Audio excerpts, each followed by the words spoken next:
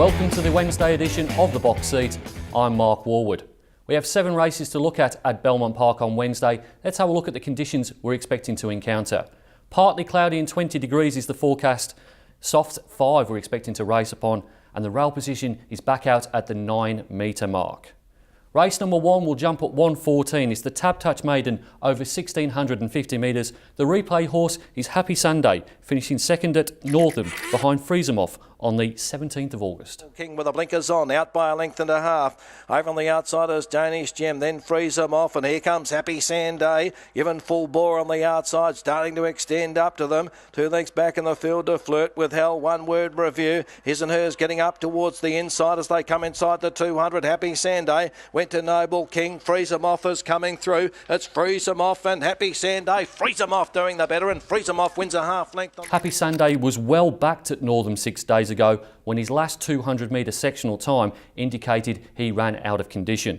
4th up and fitter again today. Both of his siblings to race over both shorter and longer trips than 1,500 metres did get the chocolates. He's on top. Other horses to look at: number 2, Tow Rope. He's been in the market on each of his 3 cracks at a maiden this preparation, and he went close to breaking through at Northern 3 starts ago. Jared Noski sticks with him, but he does go up in trip from 1,200 to 1,650. Snowy Riverman has finished 6th in each of his last 4 races, the latest of which was over 1,300 metres at Belmont Park last week. His siblings won over 1,000 to 1,400 metres, but he is a son of Trade Fair, so he may get it a bit further, and the 1,650 may suit. And maybe one at odds, number 6, Tyson Fight, may be an omen bet as the world prepares to see Mayweather take on McGregor. He faded late on his return over 1,400 metres 3 weeks ago in what was a decent maiden, and his siblings have won over ground in wet going.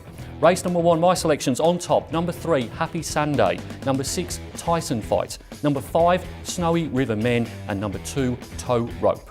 Race number 2 at Belmont Park will jump at 11 minutes to 2. It's the Jim Duffy 80th birthday handicap over 1,400 metres. The replay horse, it's a smart one, Dark Prospect, finishing second behind Ragnar Saga on the 16th of August. And getting up on the inside, Blitzum Sunday, and deeper out Hidden Grace. Big Red Costa in front. Calibra goes through on the inside. Blitzum Sunday running on. Down the outside now, Ragnar Saga starting to put in. Then came Pentastar and Dark Prospect down the outside. Ragnar Saga has raced up, hit the front. Blitzum Sunday getting through with Calibra and then Dark Prospect, but it's Ragnar Saga in front, pulling out enough from Dark Prospect, Calibra and Dark Prospect beat subsequent 2-time winner Quest of Venus on debut, then ran into a really good one in Ragnar Saga, who, as you saw, finally put it all together. Parnham Stable is flying, and his charge stays at 1,400 metres and drops in class here, should be winning. Other horses to consider, maybe for the exotics: number 2, Laurentino, placed in each of his 4 starts last preparation, but he's been out of the frame second time in, perhaps struggling on the rain-affected tracks. Number 3, Looking Great, regains the services of William Pike after Mitchell Pateman rode into victory at Pinjarra Park 13 days ago. It's hard to go from a provincial maiden to a city class 1, but he does have Pike to steer him. Number 5, Absolute Magic, returns from 144 days off the track, albeit following a barrier trial more than 2 weeks ago. She drops in class and trip, having won in the 1,000 Guineas, the Natasha Stakes and the Oaks during the autumn. Number 6, Aspen Star, won a Belmont Park barrier trial on the 7th of August in preparation for his first run since transferring from James Cummins to Simon Miller. Certainly an intriguing runner. He won a moderately run race at Gosford over a mile back in October. Race number 2, my selections on top: number 1, Dark Prospect, from number 6, Aspen Star, number 2, Laurentino, and number 5, Absolute Magic. Race number 3 at Belmont Park will jump at 2:24. It's the 2017 Ascot Racing Carnival Book Now handicap over 1,200 metres. Our replay horse is number 1, Epic Grey. Here he is, performing really well at Belmont behind Chituria on the 12th of August. Whacked out as hung off coming around the corner. Over towards the inside, Longano, followed then by Sayat, and Epic Grey coming to the middle of the track, but Chituria still led them at the 200, shot away from Colour Witness. Whacked out is battling away, and Epic Grey starting to finish hard now. It's Chituria in front. Look at Epic Grey. Chituria, Epic Grey, the post coming. Chituria, Epic Grey, Chituria. Saturia. Epic Grey has run really well on each of his 3 starts, overcoming lameness to finish second on debut, making light of traffic problems to break his maiden second up, and just failing to catch jump and run sprinter Saturia as we saw on the video. Number 3, Rebellion Air, debuted in a Saturday race 18 days ago, getting run down by Dainty Pat over 1200 metres. He hails from a smart family, including Rebel King and Rebel Son, and he's likely to improve on his second start. Other horses to consider: number 6, Paradise Square, made a good debut in finishing just behind the shoe over 1200 metres at Pinjarra in January. He was sound on his return and he meets Epic Grey 2 kilos better, but he was losing ground late in their clash a couple of weeks ago.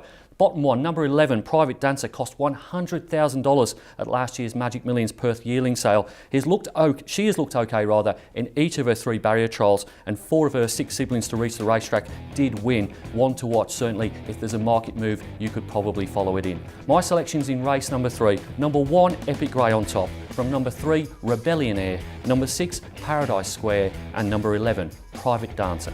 Race number 4 at Belmont Park will jump at 2 minutes past 3. It's the Heineken 3 handicap over 1200 metres. A horse we're going to look at in replay is number 4, Nightbeat, trialling behind Babel and also Stellar Ignition at Belmont Park on the 7th of August.